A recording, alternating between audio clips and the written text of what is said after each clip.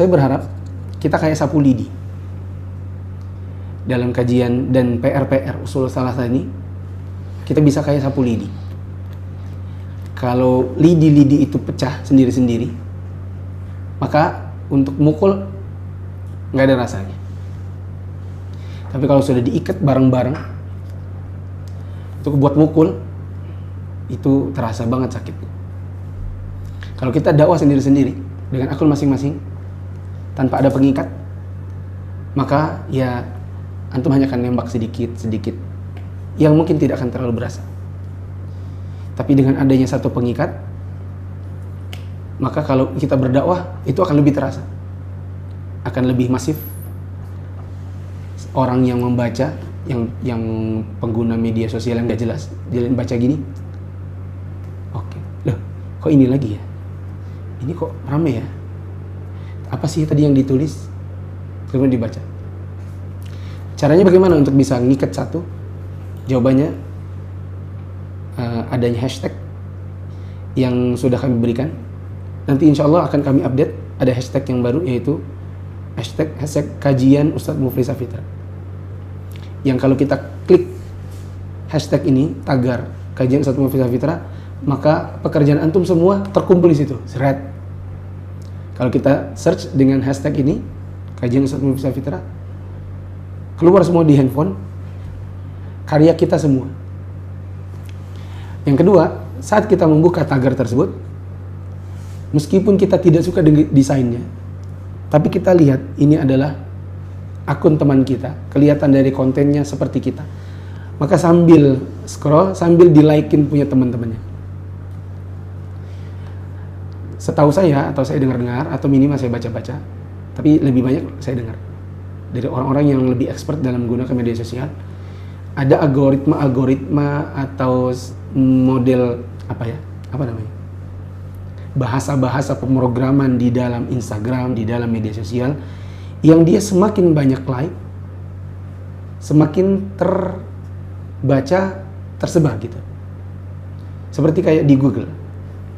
Di Google semakin banyak yang search, maka Google akan membaca yang di search ini banyak penggunanya. Nanti lama-lama dia naik. Yang bisa jadi nanti suatu saat ketika di search dia ada di atas. Trending. Tapi bukan soal trending kalau di Instagram, karena itu kan adanya di YouTube. Ya. Kalau di Instagram, maksudnya semakin banyak yang lihat, mungkin orang-orang yang mungkin berteman dengan kita akan melihat banyak. Ini kenapa ya? Biasanya dia yang like cuma 1, 2. Ternyata ketika banyak yang melakukan, saling. Ya. Daripada gini ya, gak ada yang like, tak like sendiri aja dia punya aku, gitu kan? Nah, ketika ramai-ramai saling like, teman-temannya masing-masing akan melihat, ini kok ramai ya, ada apa? Terus dibacanya. Gitu. Dan tujuan kita membuat meme atau membuat PR ini salah satunya adalah untuk agar orang membaca. Ya. Dari orang membaca, siapa tahu di situ jalan hidayahnya. Kan kita, teman-teman, ketika dalam proses masih belajar mungkin belum bisa menyampaikan, belum bisa berdakwah di balik meja, mungkin akan jadi malu kalau seandainya bikin live sendiri dalam keadaan ilmu masih terbatas. Mau ngisi sudah kajian usul belum. Gimana kok mau kajian live kok ilmunya belum mumpuni? Apa yang kita bisa lakukan? Tulisan, gambar, media sosial yang bermanfaat, yang semakin banyak, semakin kuat, saling menguatkan satu sama yang lain.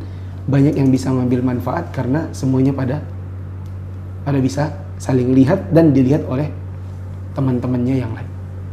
Nah, di media sosial saya yakin antum berteman mungkin ada 1, 2, 3 orang yang belum belajar agama.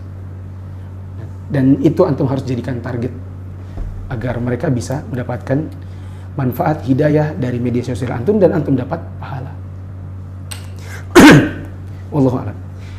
Ya, mungkin sebagian teman-teman yang ada yang menggunakan Instagram dan lain-lain, ini hashtag buat apa ya? Jawabannya, ketika kita mengklik hashtag ini,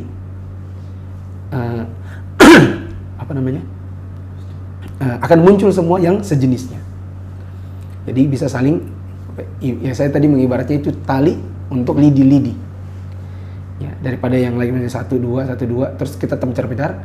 Kalau ada satu hashtag pengikat, kita bisa saling melihat karya teman, saling menghargai, saling memberikan support dengan memberikan like, supaya orang-orang yang lain bisa ikut membaca.